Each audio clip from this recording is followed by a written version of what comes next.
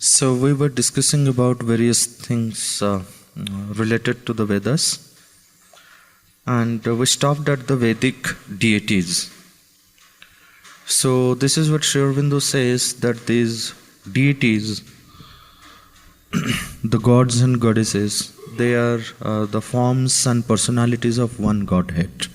This is one of the greatest realizations of the Vedic seers and sages. They say that ekam sadvipra bahudha vadanti. It is that one Godhead. So the rest of the Godheads are the different aspects of the same Godhead, but it's one. And they are the living realities, children of light, sons of infinite. They represent each some essential positions of the divine being. They manifest in the they manifest in the cosmos and are manifest in it. They manifest in the cosmos. They manifest the cosmos and are manifest in it. Gods are devas, those who play in light from the root div to shine. So if we contemplate on the word deva, devi, devata, all these words come from the root sound div. Div means to play, and div also means to shine. So therefore Sri Aurobindo says that all these gods and goddesses, the deities who are there in the Vedas, they are children of light. And these are sons of infinite. The sons of infinite means all the devas in the Vedas are known as Adityas. Adityas means the children of Aditi. Aditi is the divine mother, the supreme mother. When we concentrate on the root sound of Aditi, so it can be derived in two forms. One is taking a as a negative prefix, diti, that means a means not. Diti again comes from the root sound belonging to the family, which means to split, to divide. Any word beginning with the will have this force of dividing, splitting, separation. So diti is the separative consciousness, the divided consciousness, and aditi is the undivided one consciousness, infinite. And also it can be derived from the root sound ad. Ad means to eat. Like anna, the word anna is derived from the root sound ad. So to eat also means to swallow, to take in, to envelop. Okay. So aditi is that consciousness which envelopes, which takes everything into her. So everything she is embracing all. The all embracing, all enveloping consciousness is aditi. So coming from the root ad. So that aditi is the mother of the gods. Aditir deva mata. You find these expressions in the Vedas. So therefore these gods are described as the sons of infinite. They bring this sense of infinite when they are manifest within us. To worship gods in the Vedic sense meant to manifest these gods in ourselves, invoking them and manifesting them in our consciousness. So they represent the different faculties of consciousness and help in the growth of the consciousness. That was the function of the gods. Now, when we look at the different aspects of the different gods and goddesses in the Vedas, so this is how Sri Aurobindo has presented in the Secret of the Veda the psychological functioning or the psychological significance of the different gods and goddesses. Agni, he says, is the god of the psychic Godward will, Godward flame, force, will, tapas. So Agni resides in everything and being. It's not just in conscious being, but in all things also Agni resides. Agni is the Prithvi Devata. His work is mostly in inconscience and raising inconscience, raising the matter towards the spirit, bringing it towards the light. That is what is the function of the Agni, and it resides in the form of will, in the form of tapas, in the form of aspiration. So this is what is the work of Agni. Then the next god in the Vedic, when we look at from the importance point of view, which are the important gods? So Agni is the first god. So maximum number of hymns in the Vedas are dedicated to Agni and Indra. So there are, say, 1085 hymns. So out of these, 200 hymns are dedicated to Agni, and around 250 hymns are dedicated to Indra. So the first important god in the Vedas is Agni. The god next to Agni is Indra, who represents the mind power, the divine mind, the pure divine mind. So his work is to purify all the indriyas, all the senses, and make us realize the divine nature of the mind. So that is why Indra is considered to be the most powerful deity in the Vedas. So as in the human consciousness, mind is the most powerful instrument through which all realization or understanding happens. Then in the next, after Agni and Indra, there are actually 4 deities: Mitra, Varuna, Bhaga and Aryama. These 4 deities, they are known as Chatvaro Rajana, the 4 kings, representing 4 important aspects of the consciousness. So Varuna brings this vastness, largeness, the ethereal purity. So he is the god of that, Putadaksha. He is capable of bringing purity at each level. And he brings that purity by making every aspect of the consciousness free from its limitation and making it expanded and vast. So vastness and largeness, the oceanic wideness, the unity of infinite truth and purity, this is the work of Varuna. And Varuna is never invoked in the Vedas as a single god. So wherever you find a hymn to Varuna, along with Varuna you will find Mitra. When Varuna brings wideness, largeness, growth, Mitra brings harmony.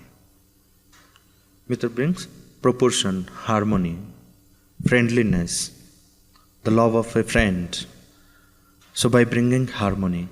So Mitra and Varuna, they both work towards a harmonious growth of the consciousness. So that is why they are. So it should be a growth towards the higher consciousness by making the consciousness free from all its limitations and narrowness. But there has to be harmonious growth. Not like there are people you will find mentally they have gone to a level, but their emotions and the vital being is very raw, still in the primitive state. The physical, they have no sense of physical.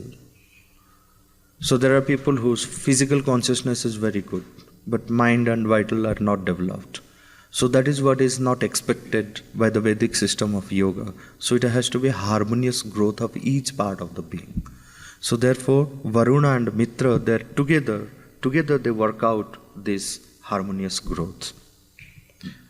So therefore we have a very beautiful mantra in the Vedas. In fact, it is a key mantra. There are certain mantras which give us the clue to what was the Vedic system of yoga, why these deities were invoked, for what purpose. So one of the key mantras was Mitram Huve Putadaksham Varunancha Rishadasam Dhyam Ghrutachim Sadhanta. So the first, through the yoga, Vedic system of yoga, a harmonious growth was expected. They aspired for a harmonious growth. They worked hard by invoking Mitra and Varuna for a harmonious growth of their consciousness. The second thing was these results, ultimately it results, this harmonious growth of each part of the being, it starts impacting and purifying the dhi element. Dhyam ghrutachim sadhanta. So again we will learn about the symbolic words. Ghruta means ghee is a symbolic word in the Vedic context. So though it is translated as the purified butter, the ghee, which is offered in the sacrifice, but psychologically, Ghrutachim Dhiya means the illumined Dhi, which brings brightness, brilliance into the Dhi. So that is why Ghruta becomes an adjective of brilliance. Adjective, you know, in this sense of brilliance, splendid, bright, illumined, enlightened Dhi. So Dhyam Ghrutachim Sadhanta. The ultimate goal was to, have this Ghrutachim Dhiya, the most powerful faculty through which the realization can happen, the ultimate knowledge can descend into the being is the Ghrutachim Dhiya. And this is where they prayed to Mitra and Varuna, O Mitra and Varuna, you bring us that purity, that vastness. And when you bring this purity and vastness, all our enemies, the inner enemies, Rishadasam, they're powerful, the Mitra and Varuna, they're powerful enough to destroy all our enemies, inner enemies. Inner enemies means the enemies, every movement which belong to the lower nature. Okay, so they create obstacles on the path like greed, anger, kama, lobha, moha, mada, matsarya, these inner enemies, the Shad-ripus, the 6 great enemies which are sitting inside and killing us all the times. So by bringing purity, by bringing vastness and largeness, so whoever lives in the vastness of the consciousness, these forces of lower nature, they vanish. They become weak. So one doesn't come under the spell of these inner enemies. So that then our dhi, the most important faculty of the consciousness, the dhi becomes purified, becomes illumined. So this is the work of Mitra and Varuna. They purify and they illumine, they bring that illumined dhi. Then after Varuna and Mitra, there is Aryama. Aryama, like if every one of us, like we feel that we must move forward. But there is something in us, in our consciousness, which pushes us, which generates this will or force towards, for moving forward. This urge is created in us that we must move forward. That urge is created by Aryama. That is the force of Aryama. It always pushes us to move forward. So is the immortal puissance of clear discerning aspiration leading beyond, like going beyond, moving forward, marching forward. This, without the presence of Aryama, this one will not feel. And he is also belonging to his one portion of Agni, one portion of Surya, which is residing in every conscious being, which pushes it forward, that one must move forward. Then another important deity in that, like 4 kings is Bhaga, the last one. Now Bhaga is a very important word again in the Vedas. Like in Hinduism, how important is the word Bhagavan and Bhagavati. But in the Vedas, you don't find the word Bhagavan. You don't find the word Bhagavati. It's rarely used in the later Vedic texts and became very prominent in the Puranic and the later Vedic text. So then what the Veda offered? Veda offered the word Bhaga, not Bhagavan. What does the word bhaga mean? Bhaga is that force. So, as per the Vedic realization, this entire creation is the result of the ananda of the ultimate reality. That's why it says, Ananda deva imani bhutani jayante. So from Ananda comes everything in this creation. Anandena jivanti. And in Ananda it lives. Anandam abhiprayanti. And merges into Ananda. So this Ananda is ever existing. This is the source of the creation. And this is where the creation will merge into this. And the human aspiration is to become happy and attain to this Ananda. This Ananda element it causes in every conscious being this sense of enjoyment. Like if I am studying here, doing anything, what is the reason? I want to enjoy. But we don't know how to enjoy it properly. Enjoying what? Enjoying the delight of existence in everything and being, in every happening. But why we are unable to enjoy it?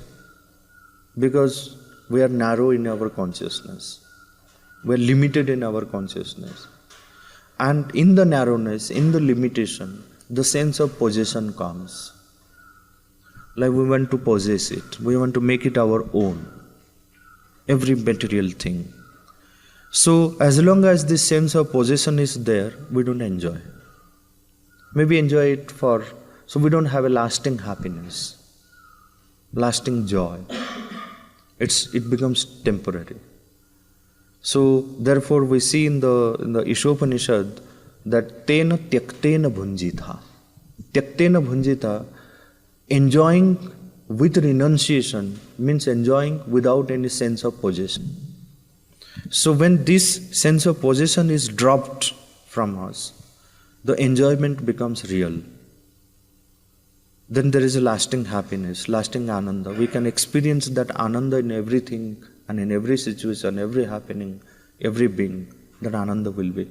So this sense of the real enjoyment is caused by the bhaga. Because he himself is the Anandamaya. He knows his Ananda. He knows how to enjoy it. The sense of enjoying, the real enjoyment of the Ananda is initiated by Bhaga. If Bhaga is absent, then the Ananda will not be there. So he brings that delight, the enjoying the delight of existence. So represents the true enjoyment of divine Ananda in everything. It's the Bhaga. So Bhagya, Bhaga, Subhaga, they are all related words. So Subhaga is another adjective for all the deities because they are full of Ananda. Then another important deity is Surya. Even like in the Vedic system of yoga, so what is to be attained ultimately for this Ananda is Surya Savitru. Surya Savitru, because every rishi aspired to enter into the world of Surya Savitru. So Surya is that illumination, that revelatory knowledge. So the real knowledge, the ultimate knowledge lies in this world of sun. Okay, this world of Surya Savitra. Then Soma is another important, it is also considered as a deity, but Soma is the actual delight of existence. Is the god of the spiritual ecstasy. Ananda, the very substance of immortality, is Soma. And in the Vedas we find that Soma is described as a juice extracted from the Soma creeper, and this juice, Soma juice, is offered to Indra, and Indra becomes more powerful when it drinks Somarasa. Now Indra, if we take in the sense of divine mind, when this divine mind, when the mind attains to its divine purity, is purified, refined, and attains to that state of divinity. So soma is natural. The delight becomes the natural, part of that divine mind. So then comes Vayu, which is the master of the life energies. Then you have Brihaspati, which is the power of the soul within. Brihaspati, the great Lord. Then you have Saraswati, representing the truth audition. Then you have Ila, representing the truth vision. So this is where you find the Rishi for developing. The Saraswati has to be invoked for that power of audition. So he is the truth audition, Saraswati. Ila has to be invoked for developing, for empowering the vision. And Mahi or Ilati. Ilati means like it's entering, expanding, Ila. Or adoration, Ile, worshipping, entering in relation. Okay, Ilati. Having communion with. So this is where the devotion element comes, worship, upasana comes.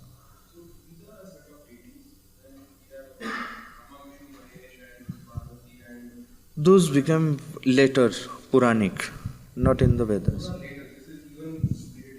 These are the Vedic, in the Vedas. You don't find in the Vedas Parvati, this trinity of Brahma, Vishnu, Maheshwara in that form.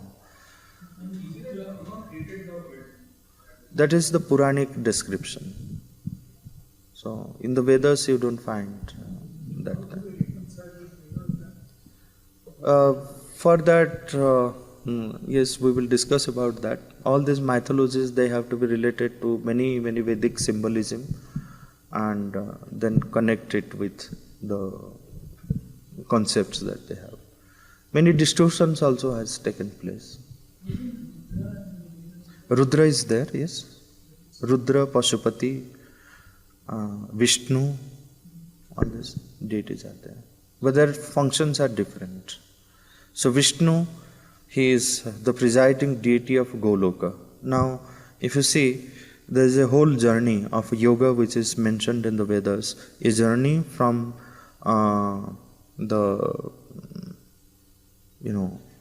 what is called the level of ordinary animal consciousness to the illumined consciousness. So, as long as the man lives in the ordinary consciousness, he is Pashu. Pashu means he is bound. Pash means to bind. So he is in animal consciousness. So this is where Pashupati, Shiva, he is not the lord of animals. Literal translation will be lord of animals. He is Pashupati, means he has the power to make the one free from the animal consciousness. And making him free from animal consciousness, he leads the man in his journey of sadhana, and he leaves the man at the Goloka, where the presiding deity is Vishnu. Goloka. Goloka is not the world of cows, but the world of light. The Goloka Vihari. So Vishnu is known as Goloka Vihari. All these things are again connected, and then you have the Gopapura, Krishna is the cowherd boy, and all these stories come afterwards. So this Goloka, now Vishnu takes care of bringing more illumination into the consciousness, living in the world of light. So here you find a more psychological happening when you contemplate on the gods and goddesses in the Vedas. So in the Puranas, it's a completely different story, but at the source having some elements of the Vedic symbolism. My fear is, after we learn all this from you, my fear is not our ignorance, but our fear is we both get so powerful and strong in this. People outside the world will not believe us when we say those are not the gods, these are the gods, because we will not have the status of yours. And when we say these are the gods, don't say. No, I'm saying, It's not people who people believe. If you grow Vishnu in yourself and you get that result, so these are all revelations. I also know the same people from Mishra, they are out in the Purana and not here. It's a great revelation for yeah. So there are many people, many places people don't accept, people don't listen, people question. So it's their problem, whatever. Saraswati is in this long list. Huh. Saraswati is the only one that is sort of seen in temples itself. Yes, Saraswati later became the goddess of learning. Then you don't find in the Vedas that she is the goddess of learning. So she is the truth audition, represents the truth audition. And Ila is truth vision, Mahi or Bharati, again the largeness of truth consciousness. Usha is the symbol of new opening, of divine illumination on man's physical consciousness. Aditi is the infinite undivided consciousness. Ashwins represent the swiftness and effectiveness of action in the great journey towards truth illumination. So then you have another deity called Dakshina. Dakshina is again the deity of discrimination. So the word Dakshina means the power of discrimination. Okay. So this is how you... So Dakshina Murti is the greatest guru. Yeah, Shiva as the greatest guru. So he is, the representative of the power of discrimination, Dakshinamurti. So these are few examples of the symbolism behind the deities. Can we relate that Mitra Varna, that 4 powers and the mother's powers?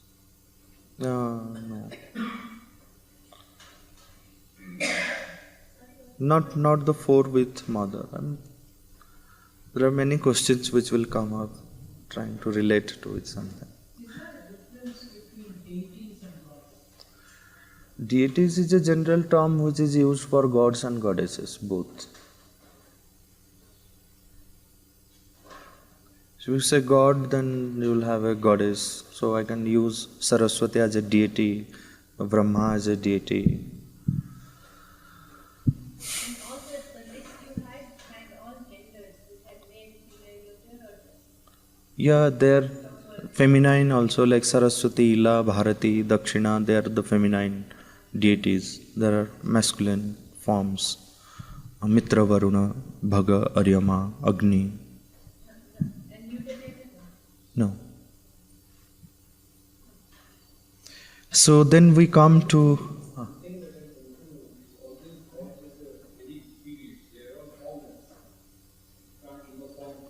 Yeah, they were not having any form.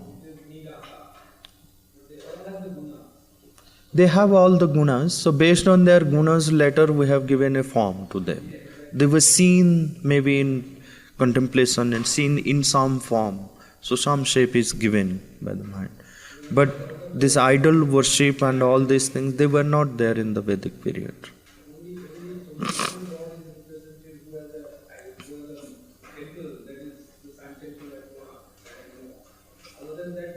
There are, not... Saraswati temple is there. There are Indra temples also. Indra puja is happening in many places. Time frame is difficult to say. So, yeah, it is mostly, like the Brahminical text, the Brahmana Granthas contributed a lot towards, this formation and this.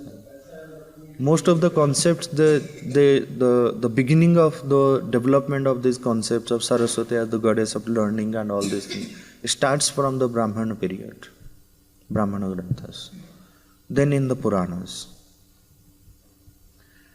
So after the deities, we come to the Chandas. The Vedic Chandas were 7 in number, the primary Chandas, and they have their variations also.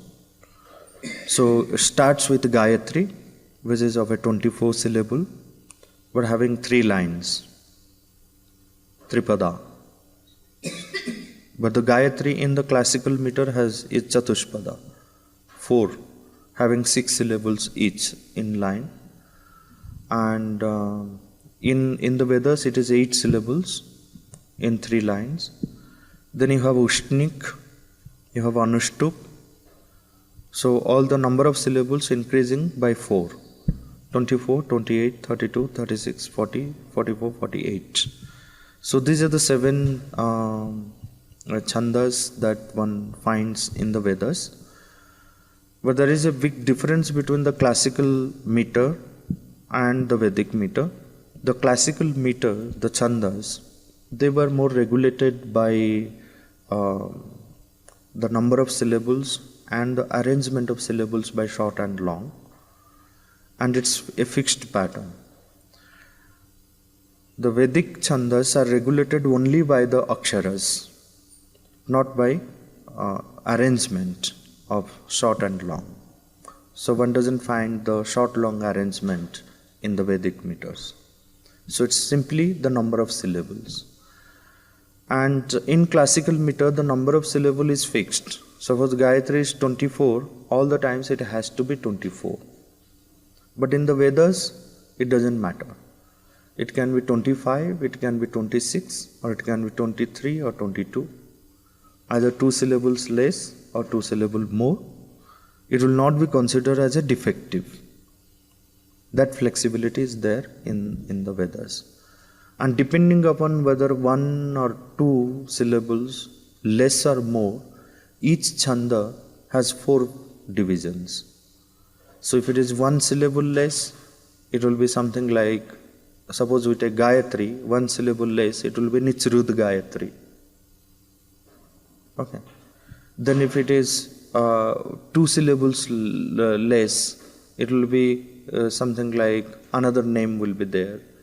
1 syllable more, it will be Virat Gayatri. 2 syllables more, it will be Swarat Gayatri.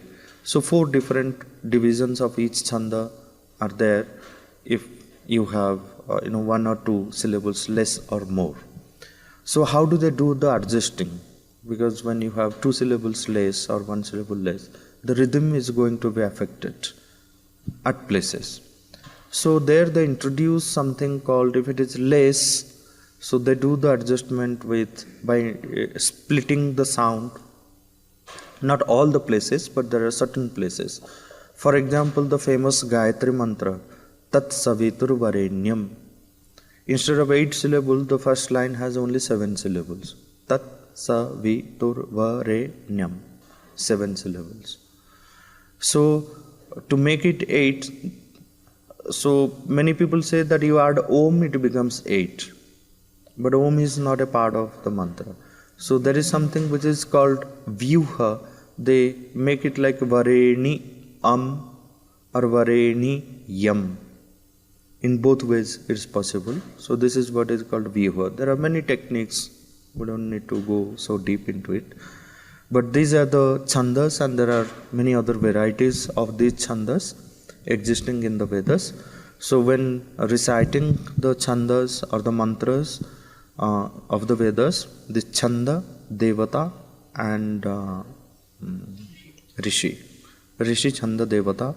So we should know and invoke and then recite the mantras. 24 syllables, when you say, are these 24 sounds or 24 alphabets? Syllables means 1 unit of sound. Like tat is 1 unit of sound. Sa, vi, tur, va, re, nyam. So 1 unit of sound is 1 syllable, akshara. So in the entire chanda there will be 24 units or so. Yeah. But we will have 2 plus or minus. Yeah, 2 plus or minus. So that not all places, some places. But that will not be considered as defective in the Vedic context. But in the classical, it is very rigid. It will not be accepted. Then we have this Vedic symbolism. Now, for this I am introducing this one's mother, because when Sri Aurobindo's birthday, 15th of August, so she gives a message. This message is printed on a card which is given to all devotees in the form of blessings. So those are called the Darshan Day messages. So on one occasion, on one of the birthdays, so mother gave this message that Sri Aurobindo's birth is an eternal birth. And the question was raised, how can birth be eternal? When you say birth, then it has an end, and again it has a beginning. So how do you say that it is an eternal birth? So can one use here as eternal birth? To that mother gave this explanation, which is exactly, if we need to break the symbolism to find out the truth, the meaning, so this is what we need to follow. Then mother said, when I say eternal birth, it means different things at different states of consciousness. She explained that physically, it means that the consequences of this birth will last as long as the earth is lasting. This is the meaning of eternal birth at the physical level. Then mentally, it is a birth, the memory of which will last eternally.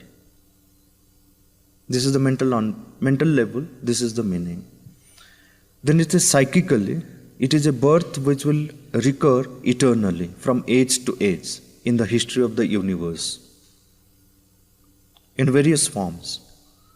This is the psychic interpretation. And spiritually, she says, it could be said that it is the birth of the eternal on the earth. So every mantra, therefore, in the Vedic context, every mantra will have a adhibhautika meaning, adhidaivika meaning, and adhyatmika meaning. At the material level, it will have one meaning. At the cosmic level, it will have one meaning. At the spiritual level, it will have one meaning.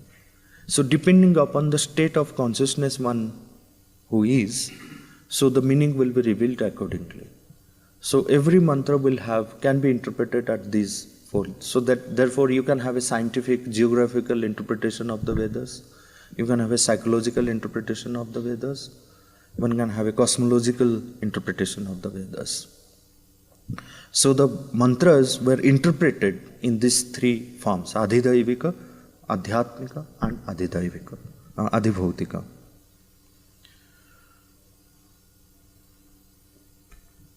So the rich spiritual experiences and realizations of the Vedic rishis have been recorded through the images and symbols. These symbols can be interpreted at the spiritual, cosmic, psychological, and physical levels.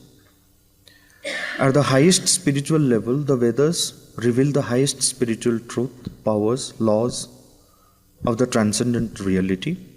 At the cosmic level, they reveal laws and processes of the occult and the cosmic forces in the play of their interaction and harmony.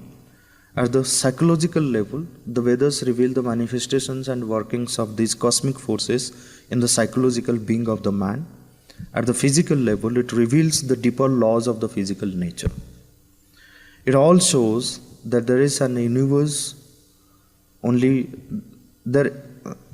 it all shows that there is in this universe only one essential law which repeats itself and works itself out differently at each level of the cosmos according to the energy and substance of that level. So this we need to keep in the background while approaching the Vedas, which is a symbolic text, because the Vedic seers and sages, they possessed a symbolic mentality. But there was no deliberate attempt towards hiding the real meaning using symbols. That's why the mother says, when she was asked about the symbolism, she said the symbol and the word and the realization, everything emerged spontaneously together. There was no deliberate attempt hiding and creating symbols, because that was the stage of evolution, or that was the kind of mentality, symbolic mentality, where the symbols become very natural to them. There was no deliberate attempt. So this is something about the Vedic symbolism. And when we come to the words, different words, what they represented, when in the Vedas we find the use of the word Amrita, the nectar of immortality. So it is another word which is used for immortality, means not casting up of the mortal body or passing away from the mortal world. That doesn't mean immortality. Immortality is something which has to be achieved and realized and experienced, felt here in this world, in this life, in this body. So experiencing that ultimate bliss and ananda in every aspect of the life was considered to be the immortality. So ananda and amrita, they are synonyms in the Vedas. Anna, the food, the word which is used for food, was used for matter, symbolic of the physical reality of the Brahman. So the Brahman in the physical is Anna, Apas or Apa, the water. So it is the outpourings of the luminous movement of the infinity of the divine. So mostly water was considered to be and used as a symbol of the consciousness, like the ocean is the streams, the rivers, all these words representing apas or water, they were used for the consciousness, dynamism of the consciousness. Ashwa, the horse, life's swiftness, the full force of vital speed and action and enjoyment and the nervous vibration. These were the symbolic meanings of Ashwa. Dhenu, the cow, the fosterer or the nourisher. So it was used in the sense of nourishing, Dhenu. Grita, clarified butter, the clarified mind, purified discernment and richly bright understanding was explained, or was the word Grita was used in this sense. Ghee, Grita, Dhi, Gritachi Dhiya, go, cow, a ray of truth, light, spiritual illumination. There were? One is Dhenu, one is cow, go. Dhenu was used in the sense of fostering, nurturing, nourishing. Yeah, the Dhenu is the cow which gives milk. The go is the cow. May not. When it gives milk, it is Dhenu. No bull. So this whole question of bull or cow, it was not there present when they spoke of Dhenu or they spoke of cow, go. So they meant all light, the spiritual light. Or the sense of fostering comes, they use the word Dhenu. Then later these words were imposed on those animals. Hiranya, gold, the light of truth, the shining wealth of divine sun, the true light. That's how the word Swarna, Hiranya, these were used. Soma, the divine ecstasy. Pashu, animal. So this is the passion mind, the man animal, the animal impulses. Those were represented by the word Pashu. Ratha, chariot, the movement of energy. In that sense, the word Ratha was used. Rita, rhythm, the truth in action.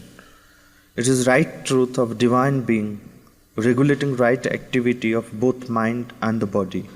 So anything right was represented by the word Rita. Samudra, ocean, infinite and eternal existence, floods of higher consciousness, pouring upon mortal mind from the place of immortality.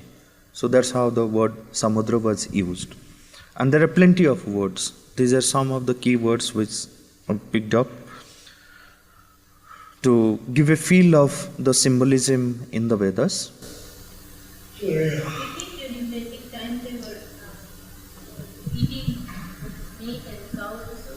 Yeah, So it's not like there are plenty of examples. it's not like many animals are there, but cow is there. And it's But that has nothing with these mantras. But if you ask this question whether the eating meat and these things were there in ancient times, yes, it was there. including cow.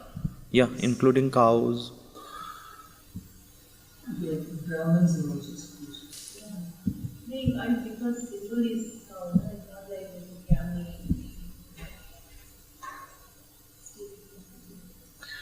Then we have another concept is the Vedic sacrifice. Yajna was the most important concept, idea that developed by the Vedic system of yoga. So sacrifice is the central principle of the Vedic system of yoga.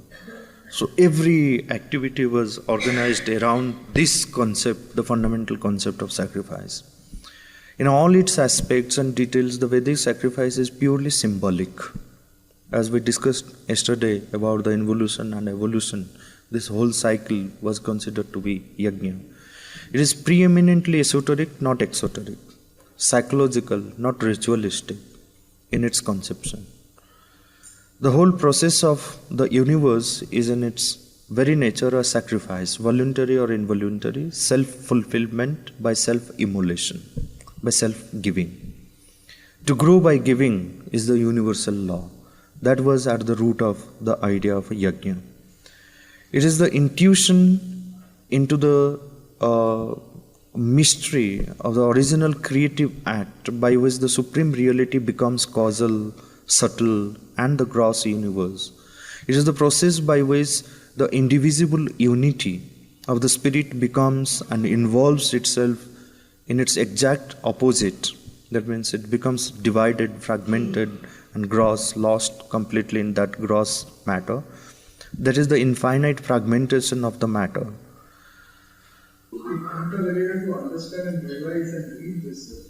Yeah, contemplate on this. But this is the idea. So now this whole process that the supreme reality, which is indivisible, immobile, invincible, all-powerful, it fragments itself to become many, this multiplicity. So when it becomes the complete matter, that unity is lost. And this whole process is called the nimesha or nimilana or the involution.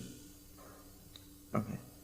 So this is what is beautifully explained in the Purusha Sukta, the infinite fragmentation, that his hand became this, his mouth became this, he fragmented himself into many. So these are all so symbolically, like Shakti has so many parts. Yeah, yes, fragmented. So These are all symbolic meanings. to tell that oneness has got Divided into the multiplicity without losing its unity at the essential level.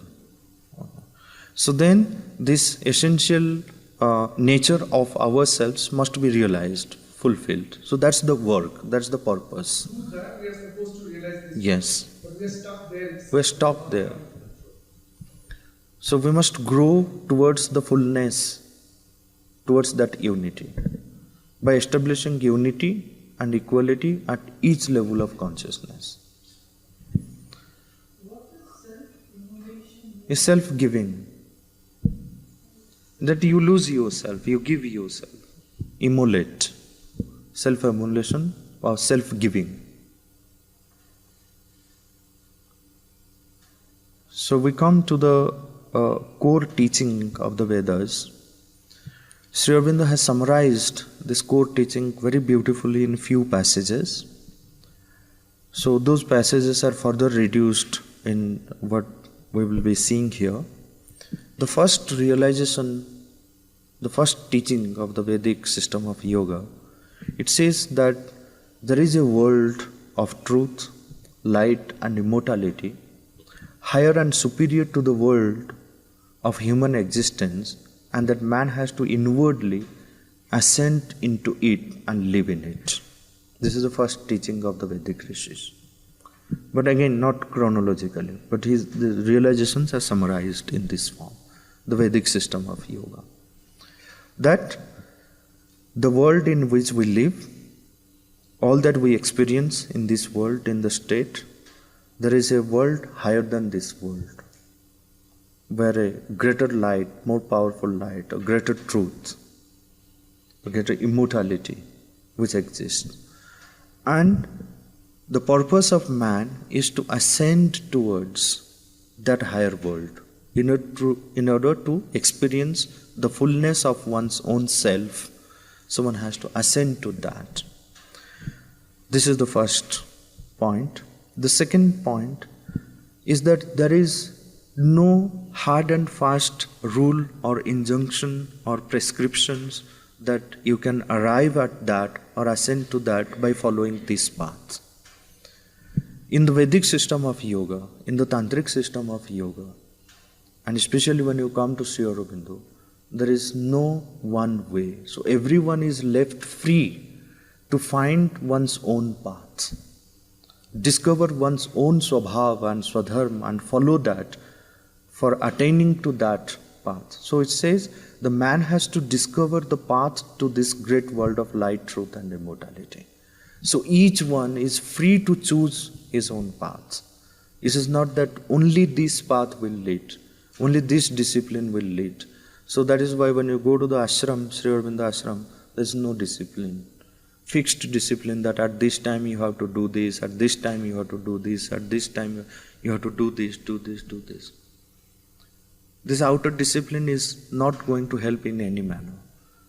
Which is a direct contradiction to all other. Yes. But they said that is the first step. So whereas Sri Aurobindo and the mother laid more stress on an inner discipline, and that inner discipline you can find in many sadhaks there. Even sometimes they're time conscious, they're like conscious about many things. There's an inner discipline.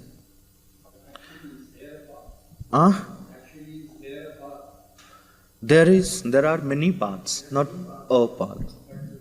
There are many paths. So one has to discover that.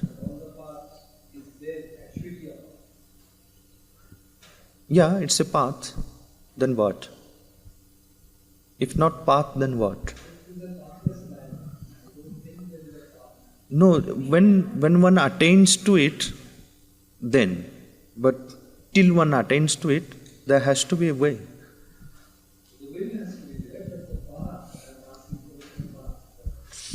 Okay, we can play around the words. This is the second aspect. Then the third aspect. Many places you read that people say that there are different dimensions actually existing simultaneously in the same sort of physical world. So does that mean that these are the higher levels which is being implied here, or that dimension thing is a separate, a different context? Like examples? In the physical world, we see there is one dimension which we are aware of. There are multiple dimensions existing simultaneously in the same space. Same sphere. So, does that mean that these are those different levels of consciousness, or is it the physical meaning to At the physical level, there will be the physical. At a different level, there may be different dimensions of the thing. But physical also has its gradation. Like mind has its own gradations.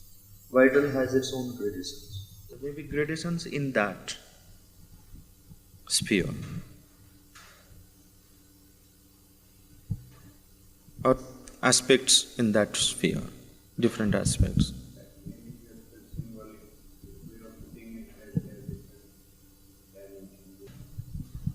I don't know. I mean, if you give me some examples, then maybe.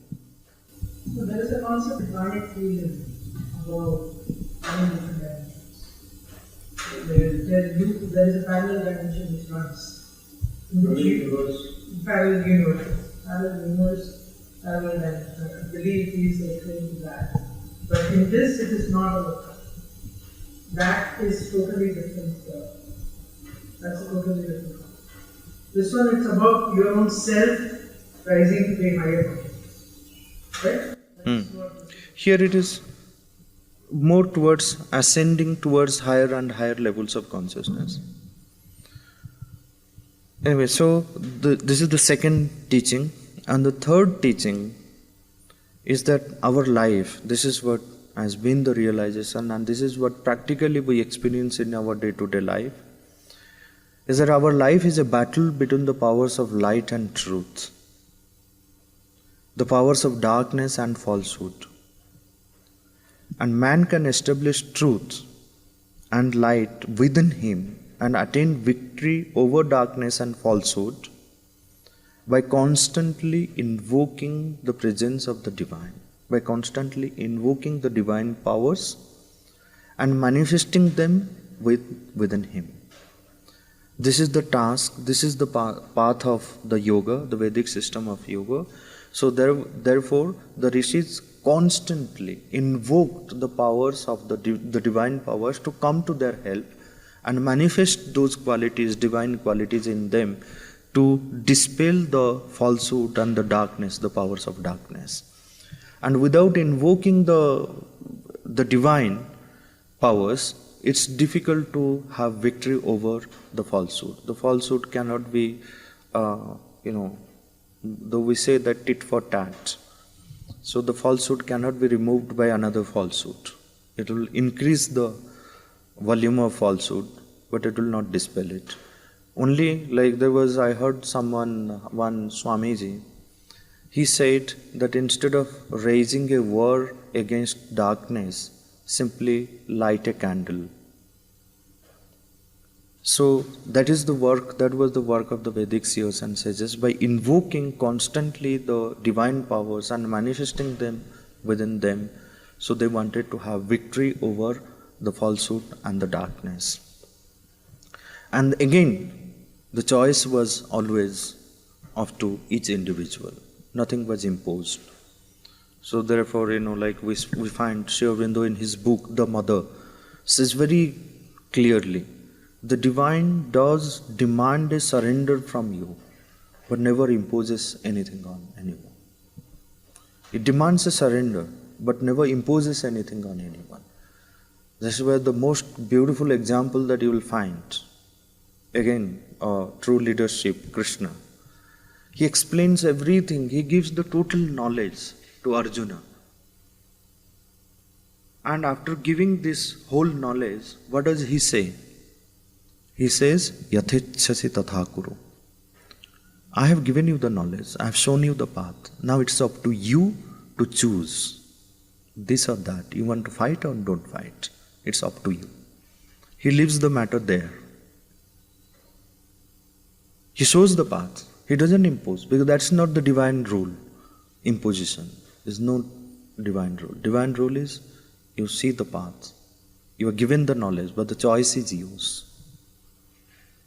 You do it or not do it. Though the divine places the choice, but the divine principle is such that once one understands that, there is no escape. One is bound to follow the divine rule. Okay, otherwise that joy, that happiness, that victory will not come. So this was the third aspect in the Vedic system of yoga.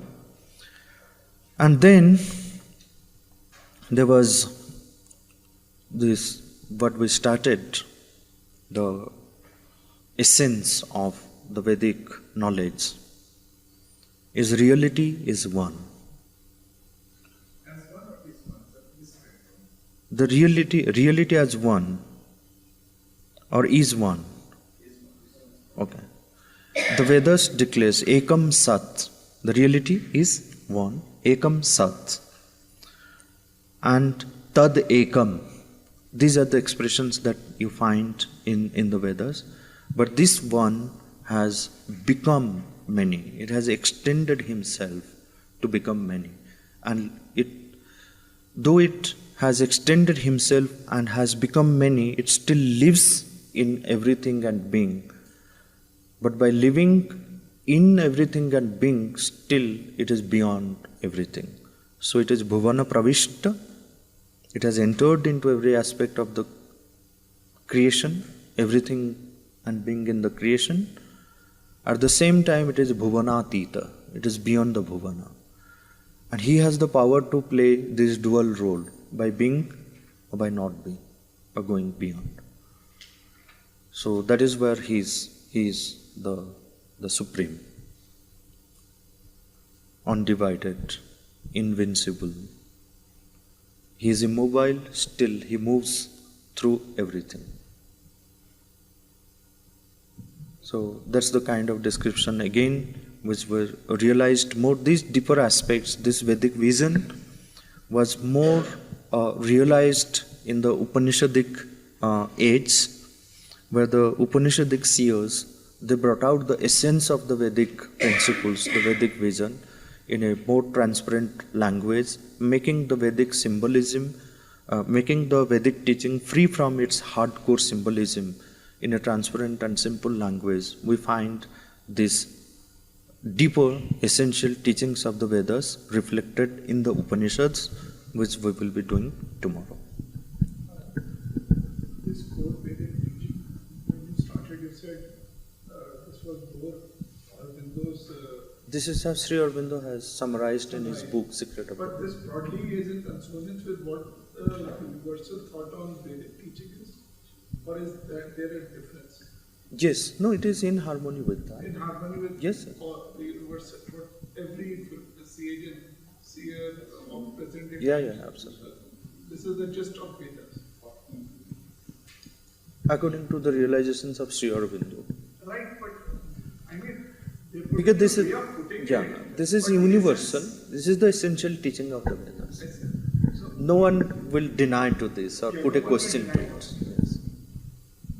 No, I think Western scholars have this maybe. No, point that of the it, apart from the Western Vedic. scholars will do that, but all those who are open to the Vedic teachings and read the Vedas, they will agree to this. This is the core teaching of the Vedas. but When you some concentrate on the Vedic system of yoga,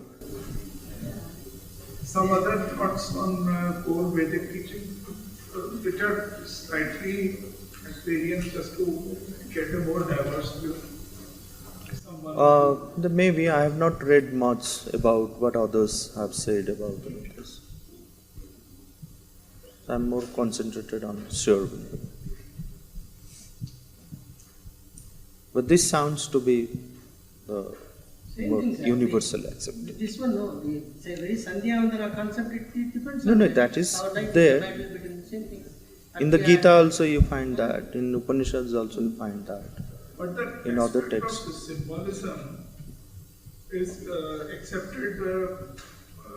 No. Not so. Some people This is focus on uniqueness. The symbolic meanings that you find as we understood here, this is very unique to Sri Aurobindo. Okay. Otherwise, No they other, will be actually yes. talking about actually the Huh. symbols as being real beings and then the whole ritualistic Yeah. thoughts.